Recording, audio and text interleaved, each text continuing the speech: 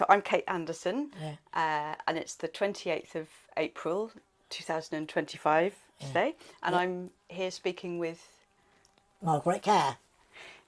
and Margaret Care. Is that Care, yes. spelled? How do you spell? C-A-R-E.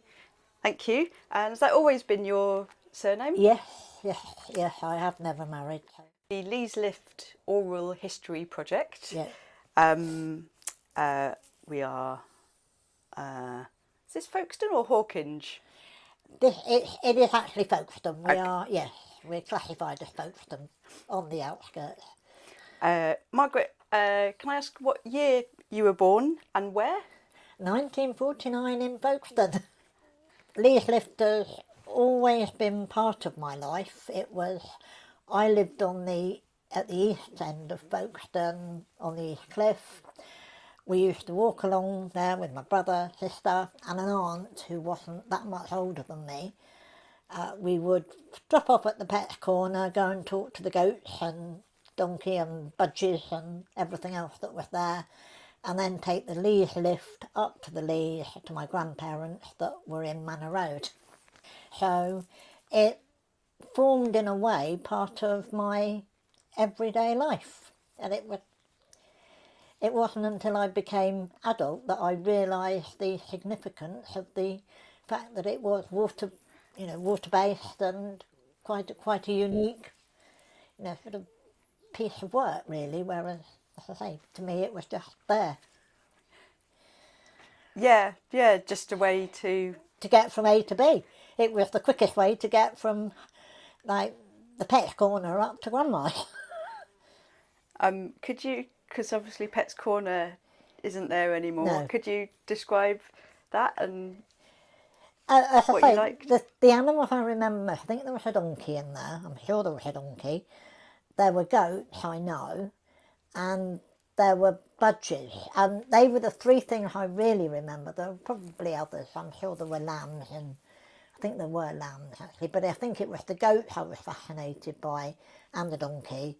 And ironically enough, up here we actually ended up with goats and donkeys. And we had a budgie down at home. So I think they were the three animals that stuck in my mind because I obviously enjoyed them, wanted them. And it was sort of nestled under the hills, and it wasn't huge, but it was just, I suppose, something for children to go and stroke and feed. And Was there an entrance charge? I think there probably was. Again, I can't remember, but I would think there possibly was an entrance charge. And then there were llamas that used to walk along the lower Sandgate Road, and I remember those. And the donkeys I don't remember, but my grandmother did, and used to talk about it.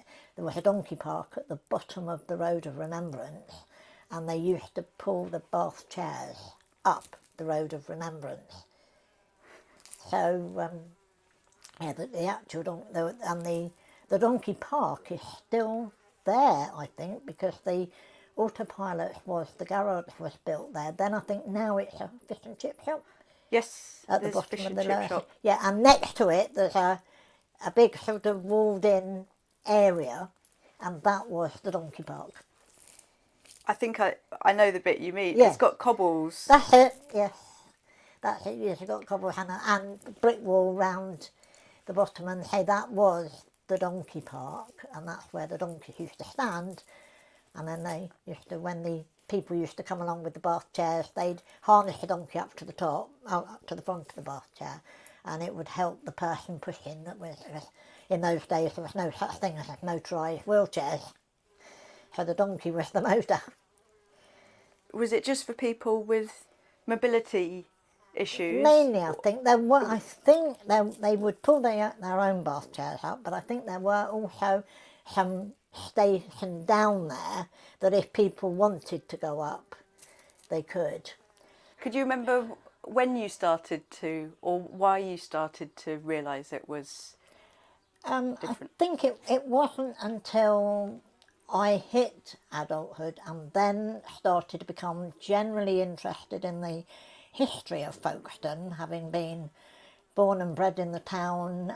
Both my parents are born and bred in the town, and 3 of my grandparents. So I started to think about this was something that they would have seen, and it was quite. And then I realised that maybe to them a water-based lift, to someone born in the 1800s, a water-based lift probably was normal practice, and it was only when mechanical ones started to kick in that you realise the novelty of the water-based, which is a little bit like today's children will look at landline phones as a unique, as a strange thing, and whereas to someone my age, it's the mobile phone that's the unique. It's progress, it's how you progress, and I think as you progress, the more you progress, the more you see progress, the more you realise the value of what you're leaving behind. Yeah. So I think, yes, I like to think, yes, I'll go for the advance, but I will be really pleased. It would be lovely to get it back as a water-based lift.